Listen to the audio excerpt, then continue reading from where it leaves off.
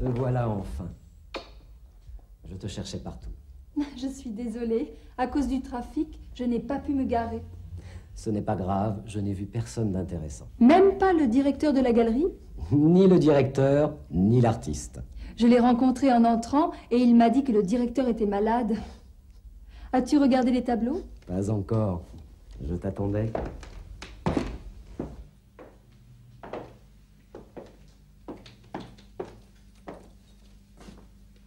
Quelle originalité! Et quelle nuance dans les couleurs! Oui, André Leroy a vraiment beaucoup de talent. On m'a raconté qu'il était autodidacte. Je ne sais pas, mais ce n'est pas important. J'adore son style. Ah tiens, voilà notre cher André Leroy. Comment allez-vous, maître? Je t'en prie. Mais cela me fait plaisir de te voir. Vous prendrez bien quelque chose. Avec plaisir.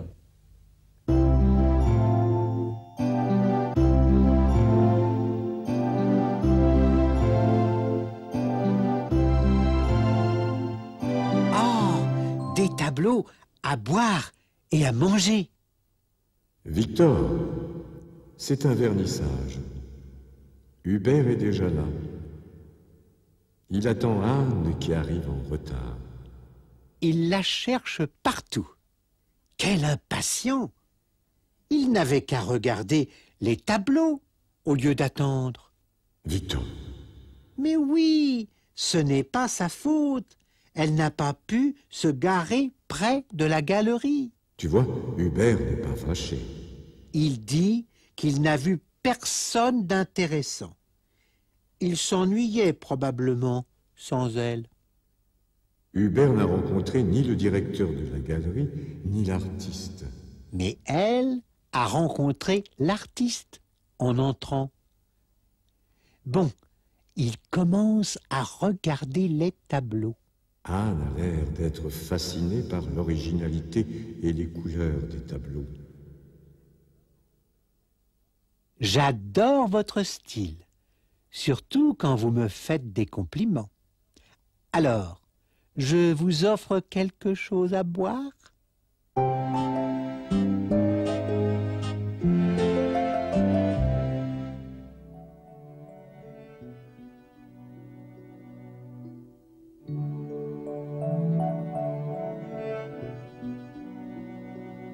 Anne arrive dans la galerie où Hubert l'attend.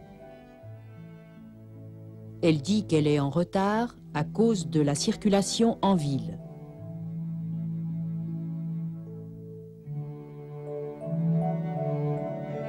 Hubert raconte à Anne que jusqu'à maintenant, il n'a vu personne d'intéressant, ni le directeur, ni l'artiste. Ils font le tour de l'exposition. Anne est fascinée par les tableaux.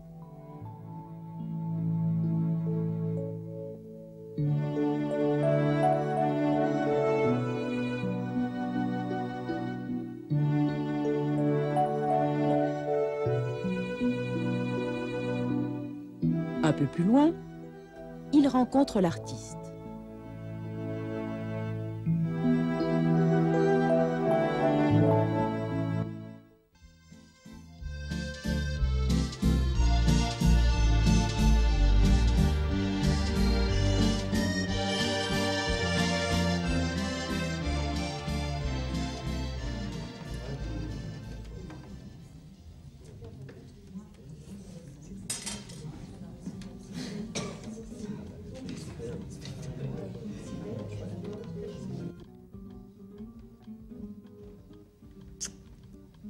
Bonjour, Anne. Tu pourrais me laisser un peu de place?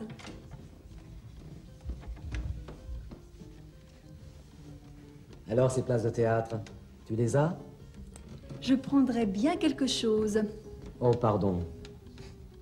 Il me faudrait être plus courtois. À force d'en parler, tu pourrais y penser plus souvent. D'accord, d'accord. Mais j'aimerais une réponse. As-tu trouvé des places pour le théâtre? Oui, j'ai 2 places. Premier balcon, premier rang, et tiens-toi bien de face. Ce n'est pas possible. Comment as-tu fait pour les avoir? Ce que j'ai fait? Rien. J'ai rencontré un ami comédien qui connaît le directeur du théâtre. Et c'est le directeur qui m'a donné les places. C'est cher? Pas du tout. Ce sont 2 invitations et c'est gratuit. Alors, tu m'invites. Bravo, tu as gagné.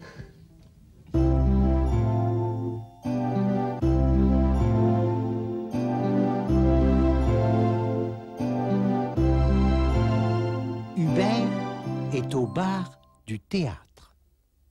Je suppose qu'il attend quelqu'un. En effet, Victor, voilà Anne qui vient le rejoindre. Elle l'embrasse. Ah, si j'étais Hubert. Mais tu ne l'es pas. D'ailleurs, tu devrais être plus courtois. Je trouve qu'elle est un peu brusque avec Hubert. Moi, si j'avais soif, je commanderais quelque chose moi-même. Elle n'a peut-être pas pu se garer. C'est peut-être la raison pour laquelle elle est énervée. Après tout, je préfère rester célibataire. Comme ça, je peux faire ce que je veux et comme je veux. Tu n'es pas très indulgent, Victor. Mais continuons. Dis-moi, est-ce que Anne a trouvé des places de théâtre? Mais oui, des places excellentes, au premier balcon, tout devant, au premier rang et face à la scène. Comment a-t-elle fait pour les avoir? Elle a des relations. Elle connaît quelqu'un qui connaît quelqu'un qui... enfin, etc. J'aimerais bien avoir de telles relations. Moi aussi. Et en plus, ces places sont gratuites. Elles ne lui ont rien coûté. Rien. Il y en a qui ont de la chance. Eh oui, Victor, ça existe.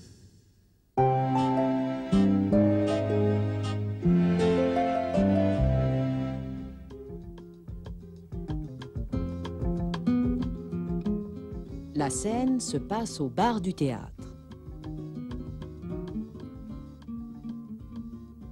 Anne arrive à la table d'Hubert. Elle l'embrasse et s'assied en face de lui.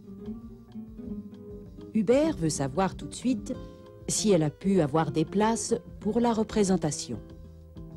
Mais elle lui fait comprendre qu'il n'est pas très poli et qu'elle voudrait d'abord boire quelque chose.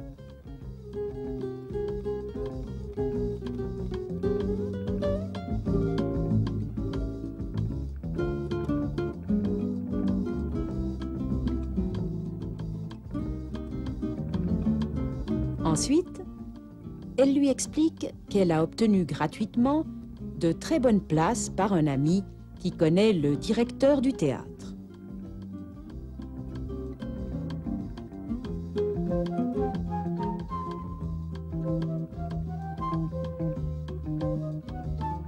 Hubert est ravi puisqu'ils seront au premier rang et de face.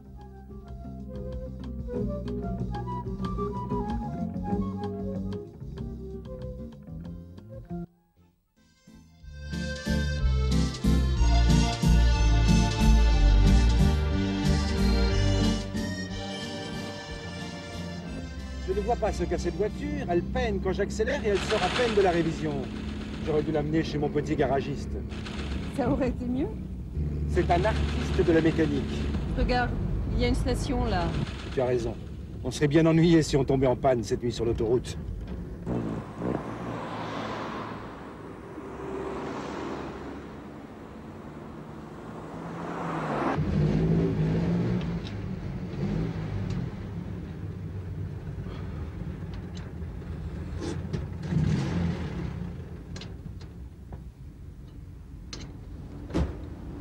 Bonjour monsieur.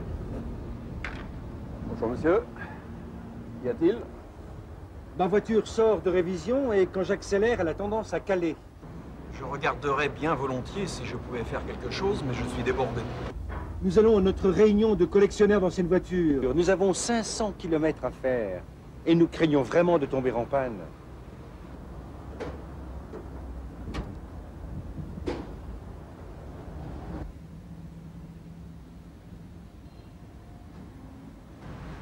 Il se pourrait que ce ne soit qu'une question de réglage de l'allumage. Dans ce cas, je vais voir ce que je peux faire. Mais si c'est plus grave, alors je ne pourrai rien pour vous. Vous êtes très aimable. Je vous en prie. Alors reculez et allez vous mettre près du pont. Repassez dans 20 minutes. Merci.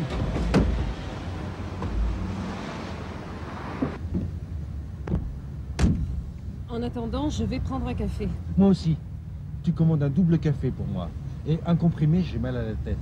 Je te répète à chaque fois de porter tes lunettes en conduisant. Tu as raison. Tu as toujours raison.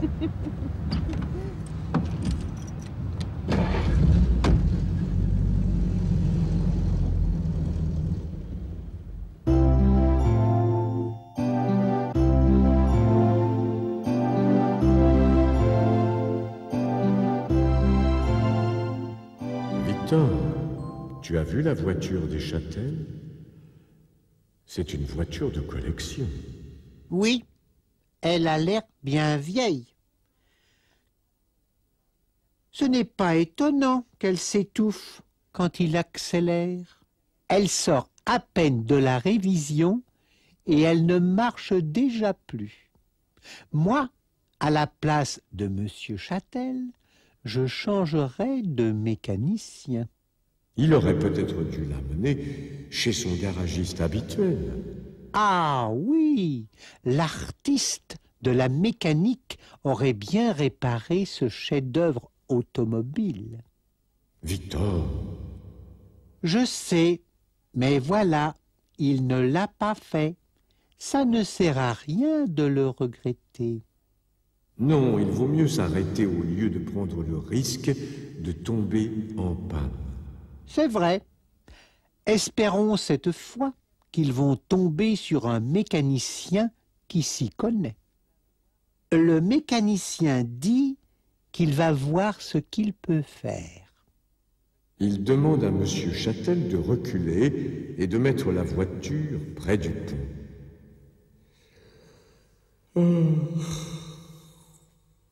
Mais entre nous, Victor, je ne m'intéresse pas beaucoup à la mécanique. Ça se voit. Dites-moi, qu'est-ce qu'ils vont faire pendant ce temps? Ils vont prendre un café. Monsieur Châtel veut un comprimé contre les maux de tête. Sa femme pense que s'il mettait ses lunettes, il n'aurait pas mal à la tête. Et elle a raison. Toujours raison. Et lui, qui veut avoir toujours raison aussi, quelle histoire! Tu exagères, Victor, comme toujours.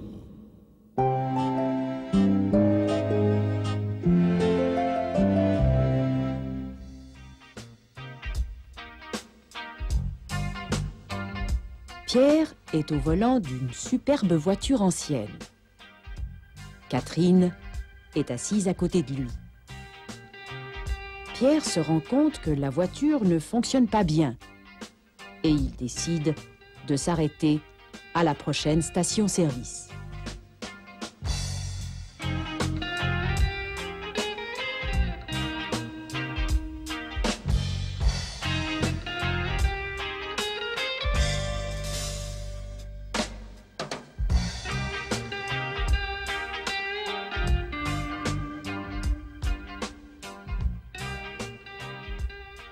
Il demande au mécanicien s'il peut jeter un coup d'œil à la voiture. Mais ce dernier est très occupé. Pierre lui explique qu'ils vont à une réunion de collectionneurs de voitures anciennes et qu'ils ont encore 500 km à faire.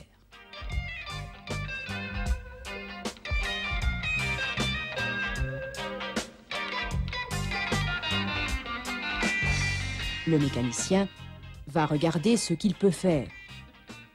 Mais il ne promet rien. Il demande à Pierre et à Catherine de revenir un peu plus tard.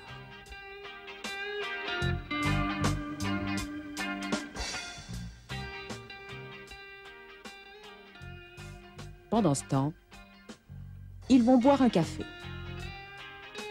Pierre veut aussi un comprimé car il a mal à la tête. Catherine pense que c'est parce qu'il conduit sans lunettes.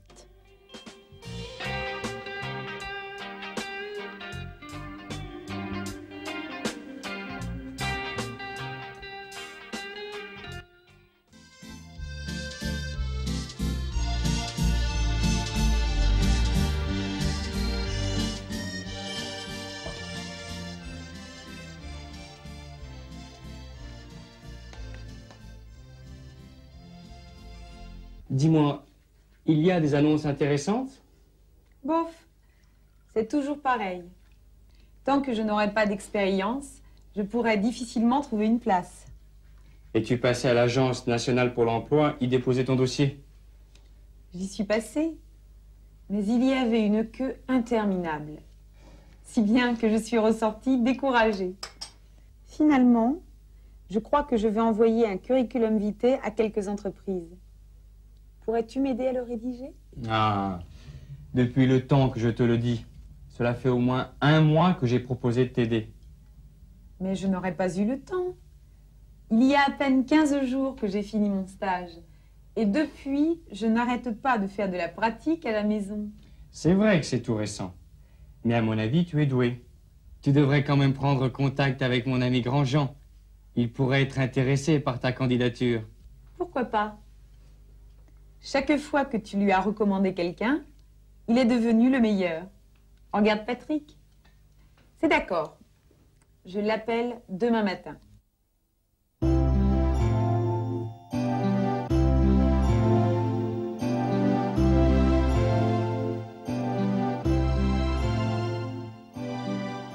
Monique cherche un emploi. Ah, je comprends. C'est pour cela qu'elle lit les petites annonces. Elle semble découragée, la pauvre. La pauvre?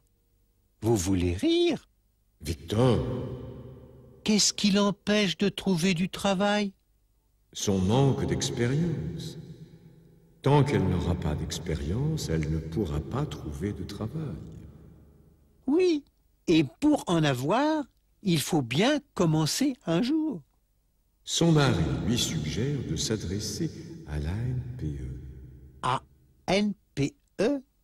Qu'est-ce que ça signifie? En France, on utilise souvent les abréviations. C'est l'Agence nationale pour l'emploi. C'est pour ceux qui n'ont pas d'emploi? Oui, c'est cela. Il faut s'inscrire, remplir des formulaires et répondre à des questions. J'espère qu'elle réussira à aller jusqu'à la boîte aux lettres pour poster son curriculum vitae. Pardon, son CV. Tu apprends vite, Victor. Mais pour commencer, elle devra le rédiger. Dès qu'elle l'aura fait, elle l'enverra aux entreprises, je suppose. Alain l'aidera. Il le lui a proposé il y a longtemps déjà. Elle prétend qu'elle n'a pas eu le temps. Elle vient de finir son stage. Et elle n'arrête pas de s'exercer en informatique à la maison. Alain trouve qu'elle est douée en informatique. Il lui conseille de prendre contact avec un ami à lui. À propos, vous trouvez que je suis doué en français? Dans l'ensemble, tu es assez doué, oui. Merci. Monique reprend confiance en elle. Et moi aussi. C'est ce qui lui manque parfois. À moi aussi, c'est ce qui me manque de temps en temps. Oui, Victor. C'est important d'avoir confiance en soi. Monique appellera Monsieur Grandjean demain. J'espère qu'elle le fera et qu'elle obtiendra un poste.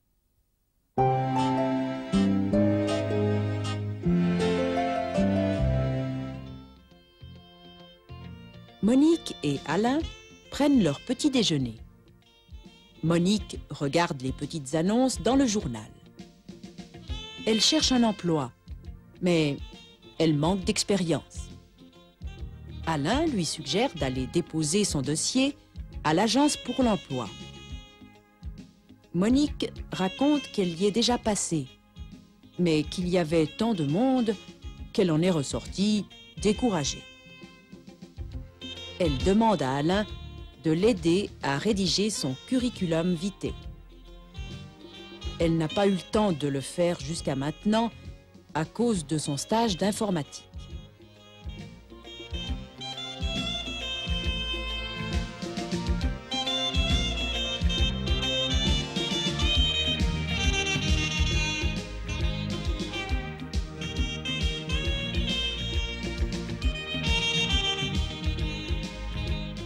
Alain lui suggère de prendre contact avec un ami qui semblait intéressé par sa candidature.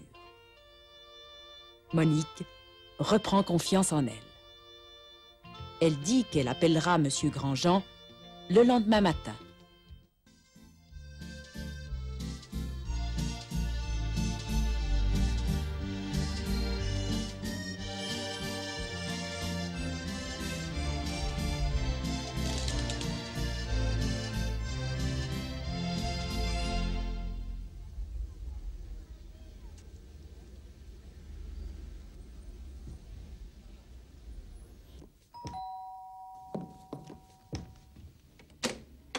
Salut Marielle.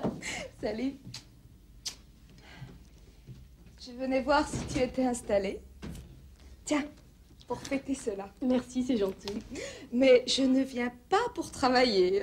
Ne t'inquiète pas, il n'est pas question de venir ici pour travailler.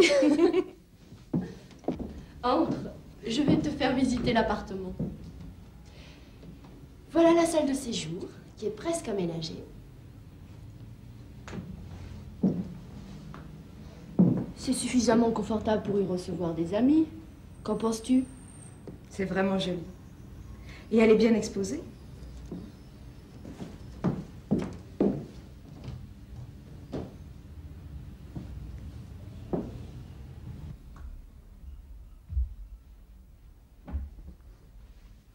Tu as mis longtemps pour trouver un tel appartement? J'ai cherché pendant près de 6 mois dans les agences immobilières. Par les annonces, en parlant à des connaissances.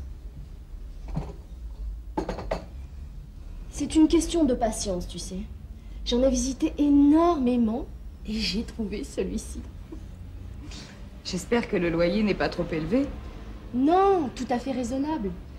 Mais c'est une chance, car la plupart des appartements qu'on m'a proposés étaient moins confortables et les loyers exorbitants. C'est vraiment formidable. Quand prendras-tu la crémaillère? Samedi 28. Tu viendras? C'est d'accord? C'est d'accord.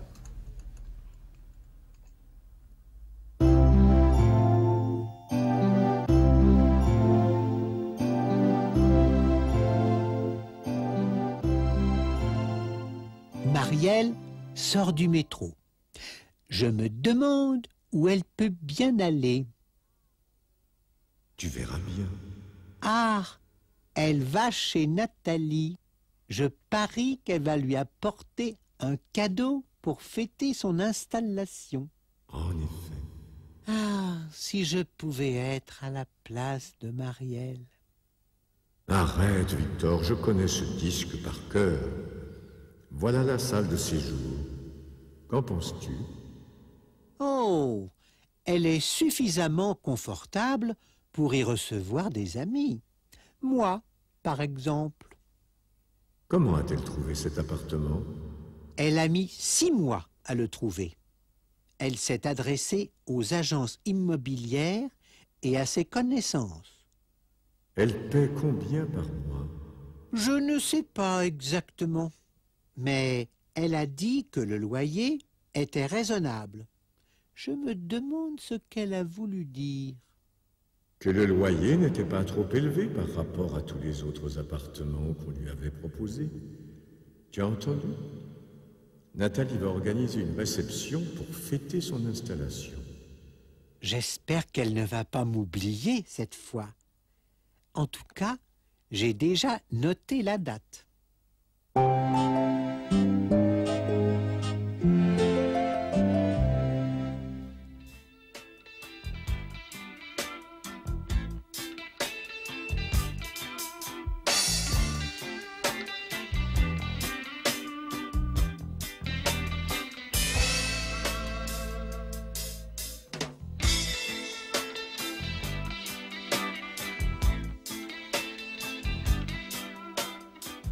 Marielle vient voir Nathalie dans son nouvel appartement.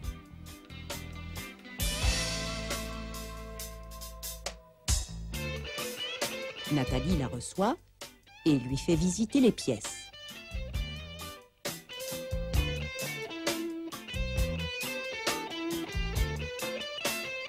Elle commence par la salle de séjour, qui est presque aménagée.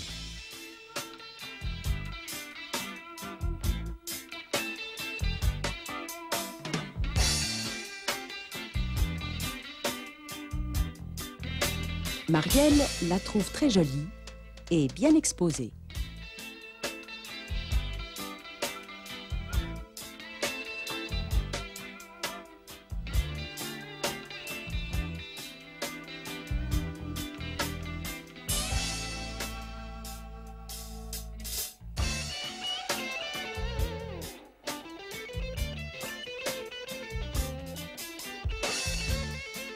Nathalie a cherché pendant 6 mois dans les agences immobilières, en lisant les annonces dans les journaux et en parlant à des amis.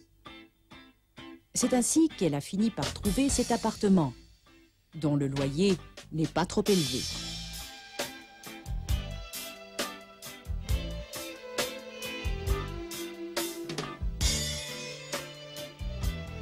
Nathalie invite Marielle à la fête qu'elle donnera le samedi 28.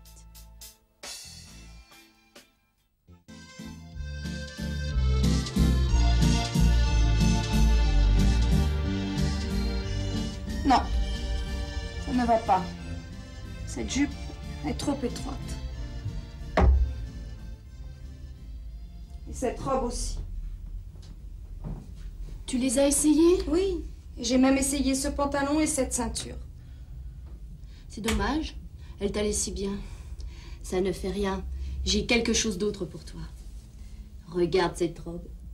Ah oui, elle n'est pas mal. Mais il faudrait des chaussures adaptées. Je t'avais dit que j'en aurais. Regarde, ne sont-elles pas superbes? Si j'avais su, j'en aurais apporté. Les talons sont trop hauts, mais tant pis. Mais non, tu t'habitueras très vite. Si tu m'avais prévenu, j'en aurais trouvé d'autres. Ah, tu vas essayer cette veste. La couleur n'est pas exactement identique, mais ça donne de l'allure. Je crois que je vais avoir beaucoup de succès ce soir. Tiens, mets-la.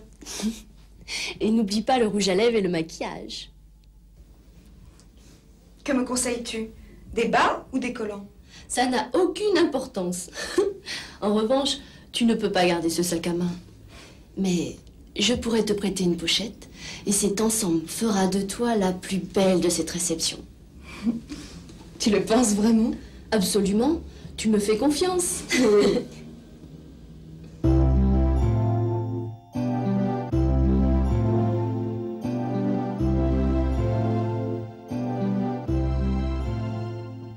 Oh, qu'elle est jolie! Oui, Victor, Marielle essaie une jupe devant le miroir. Elle trouve que la jupe est trop étroite et la robe aussi. Elle a l'air mécontente. Heureusement que Nathalie lui propose une nouvelle robe. Qu'est-ce que vous pensez de la hauteur des talons? Personnellement, j'aime bien les hauts talons. C'est superbe. Moi, j'aime mieux les talons plats. Et c'est meilleur pour la santé. Et pour compléter le tout, Nathalie lui fait mettre une jolie veste dont la couleur est un peu différente. À mon avis, cela lui donne du chic, de l'allure, à condition qu'elle se maquille, bien entendu.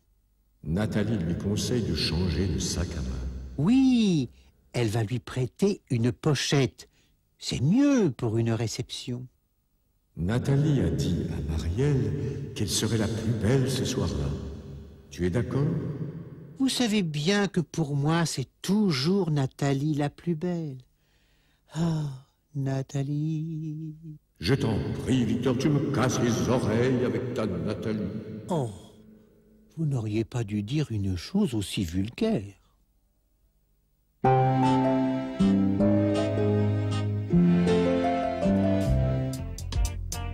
Marielle essaie des habits pour aller à une soirée.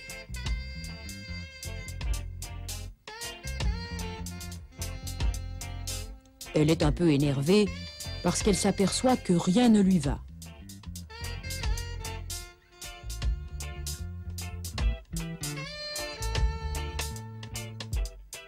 Heureusement, Nathalie a ce qu'il lui faut.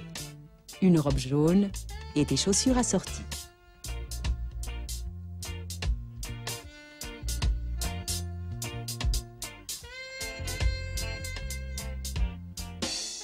Les chaussures vont parfaitement à Marielle, mais elle n'a pas l'habitude des talons hauts.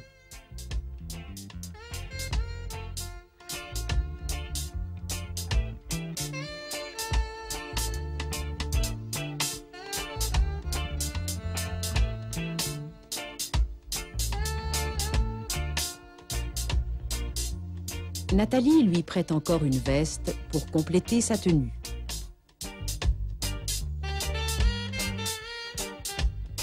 Marielle est ravie. Elle pense qu'elle aura beaucoup de succès. Avant de partir, elle va encore se maquiller et changer de sac à main. Grâce à Nathalie, elle sera la plus belle de la soirée.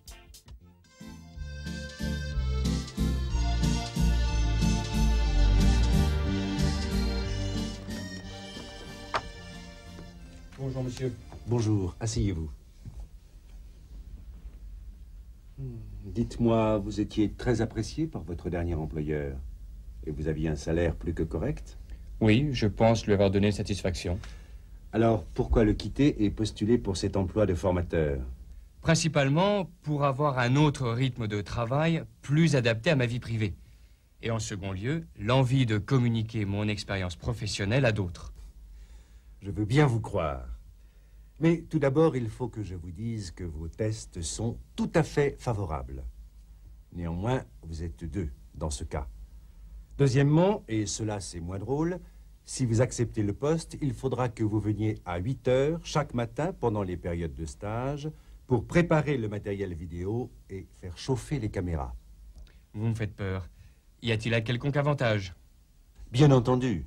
Entre chaque stage, vous pourrez partir quelques jours et tenter de récupérer de votre fatigue. Je vous remercie.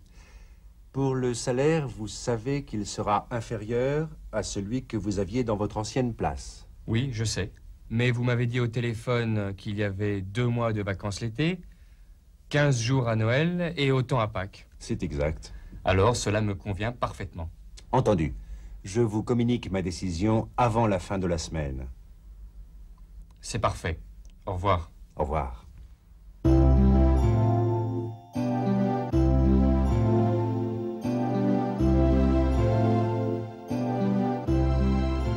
Tiens, Alain change d'employeur. Oui, Victor, il est dans le bureau de Pierre Châtel. J'espère qu'il va être engagé. Nous verrons bien. Que lui demande Pierre Châtel? Il lui demande tout d'abord pourquoi il veut devenir formateur. C'est vrai, il avait un salaire élevé avant. Alain désire avoir un autre rythme de travail. Après avoir beaucoup travaillé, il veut se reposer, comme je le comprends. Moi aussi. Mais Alain a une deuxième raison de vouloir changer. Laquelle? Il veut avoir des contacts avec d'autres personnes. En quoi consistera son travail? Il faudra qu'il anime des stages. Et pendant les périodes de stage, il faudra qu'il vienne à 8 heures chaque matin. Pour quelle raison? Pour préparer le matériel vidéo. Mais entre chaque stage, il aura quelques jours de congé. Et combien est-ce qu'il va gagner?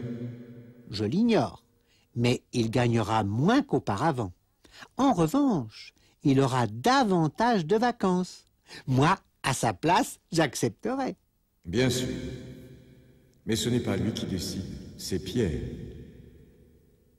Et il y a un autre candidat pour ce poste. J'aimerais qu'il prenne Alain, car je le trouve sympathique.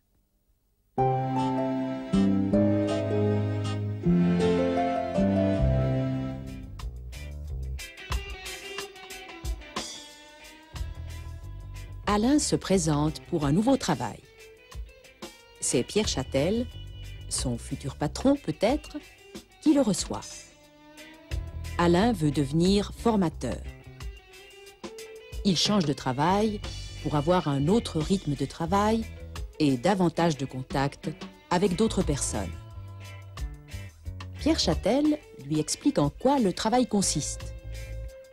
Il devra diriger des stages. Pour cela, il faudra qu'il vienne à 8 heures du matin pour préparer le matériel.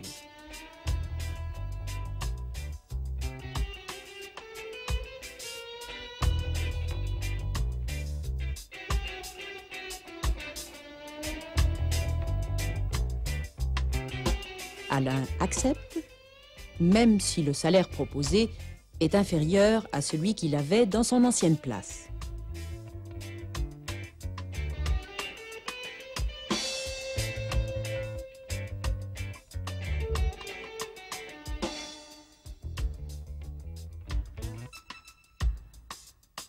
En compensation, il aura 3 mois de vacances par an. Pierre Châtel lui donnera sa réponse définitive avant la fin de la semaine.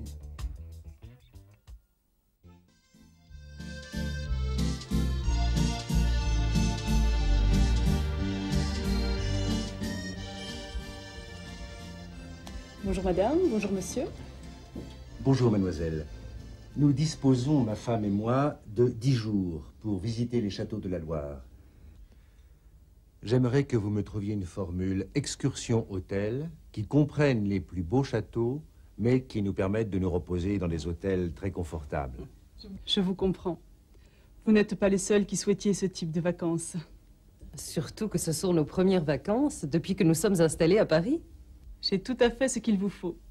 Le soir, vous dormirez dans de superbes châteaux avec piscine et des parcs magnifiques. Quand désirez-vous partir ? À la fin de ce mois? Je crains qu'il ne faille un peu reculer votre départ, car le circuit est complet. Mais nous pouvons vous organiser 10 jours à partir du 8 du mois prochain. Que puis-je faire d'autre? Depuis le temps que mon épouse me le demande, je ne peux pas refuser.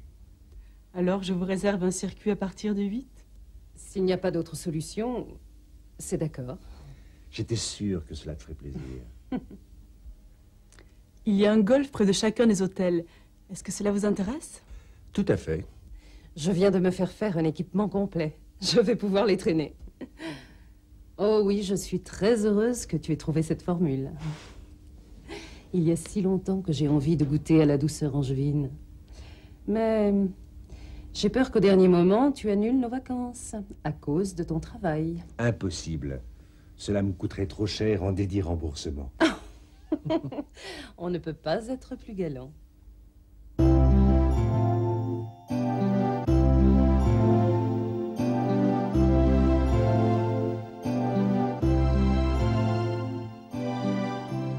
Ah, Pierre Châtel va dans une agence de voyage.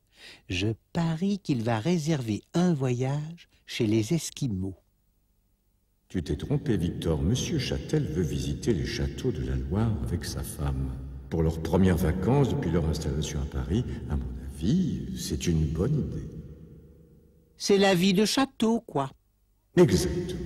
Je comprends que vous aimiez ça. Moi, je préfère dormir à la belle étoile. C'est plus amusant. Oui, quand on ne se fait pas dévorer par les insectes. Ça m'étonnerait en tout cas que les Châtel puissent partir à la fin du mois. Ils sont obligés de partir plus tard, car le premier circuit est complet. Monsieur Châtel a peur que sa femme lui fasse des reproches. C'est pour cela qu'il accepte. En tout cas, elle a l'air ravie. Elle est heureuse qu'il ait choisi ce voyage. Mais elle craint qu'il l'annule au dernier moment, comme d'habitude. Mais non, cela lui coûterait trop cher. Ah, Pierre a vraiment le sens de l'humour. Ça fait bien rire sa femme. Je ne suis pas sûr que Pierre ait été très galant. Ne sois pas mauvaise langue, Victor.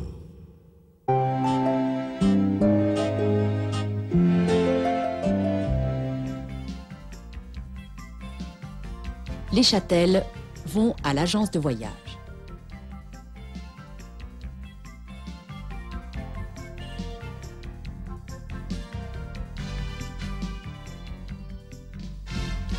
Ils voudraient visiter les châteaux de la Loire en 10 jours et dormir dans des hôtels confortables.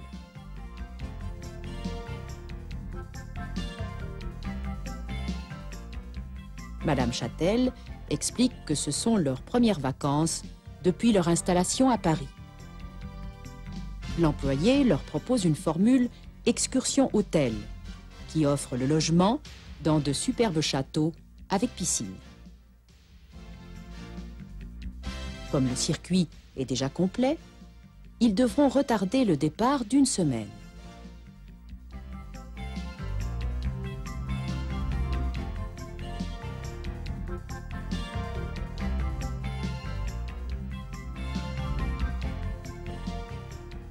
Madame Châtel est d'accord.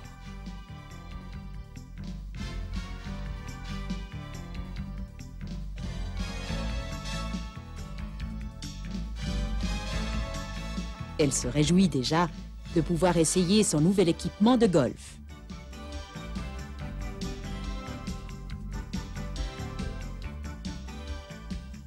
Mais elle craint que son mari n'annule le voyage au dernier moment.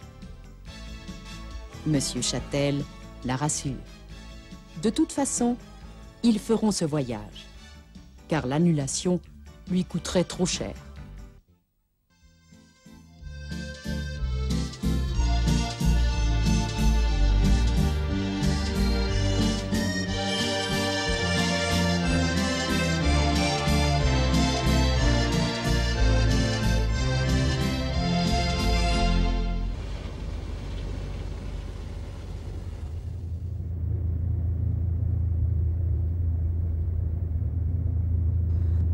D'ici, nous pouvons vraiment apprécier Paris. La Seine qui s'écoule, sans s'altérer des rides du temps. Et surtout oublier ces constructions modernes qui défigurent toutes les villes du monde. Je ne comprends pas ta réaction. Es-tu contre le mélange des gens ou plus catégoriquement contre l'évolution d'une ville? Je trouve tout simplement désolant de défigurer une ville en prétextant la moderniser. Je ne te croyais pas si sectaire.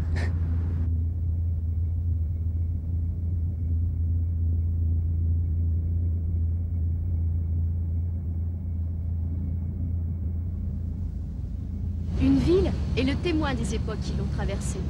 Sans empreinte, nous n'aurions jamais eu de repères des civilisations. Une ville est un livre d'histoire. D'accord, mais tout dépend de la façon dont l'histoire a été écrite.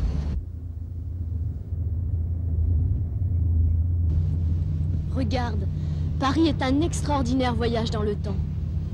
De l'Égypte classique avec l'obélisque, en passant par la monarchie avec le palais du Louvre ou le château de Versailles, l'Empire avec l'Arc de Triomphe, la Troisième République et l'explosion industrielle avec la Tour Eiffel, l'aube du XXIe siècle avec l'Arche de la Défense. Cela ne suffit pas à te convaincre? Et pourtant, Paris c'est toujours Paris, c'est une âme. Tu as peut-être raison. Hypocrite.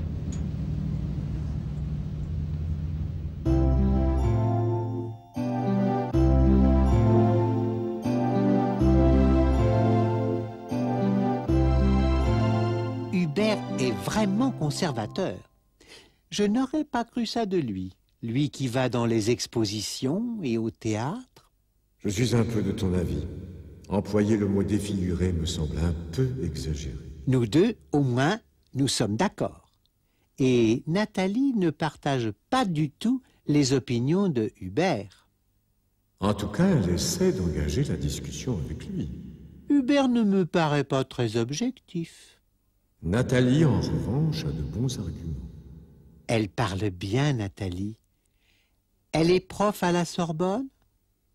Expliquez-moi, s'il vous plaît, l'histoire des empreintes et des repères. Dans une ville, vois-tu, on trouve des bâtiments de différentes époques. Ce sont eux qui nous rappellent notre passé. C'est vous qui devriez entrer à l'académie. Vous expliquez si bien. Allons, allons, Victor. Pas d'ironie. Admire plutôt les monuments et écoute Nathalie. C'est un vrai cours d'histoire. J'aimerais que cette promenade en bateau ne finisse jamais.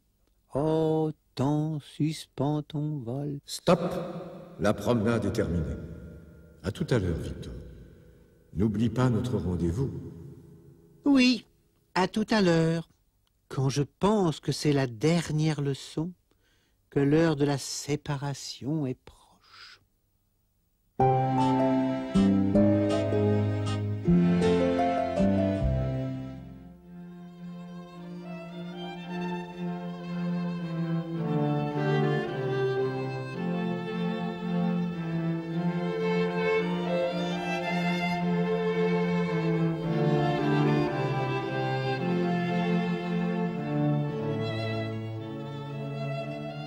Hubert et Nathalie font la visite de Paris en bateau-mouche sur la Seine.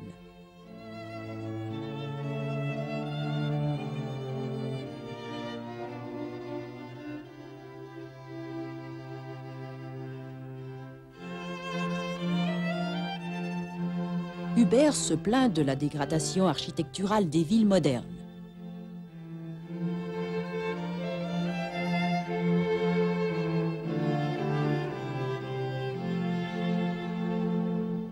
Nathalie lui répond que chaque ville est le témoin des différentes époques de l'histoire.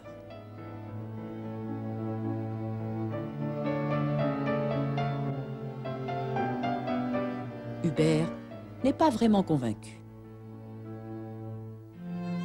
Alors Nathalie énumère quelques monuments prestigieux de Paris, anciens et modernes, en lui disant que malgré les différences de style, Paris reste toujours Paris.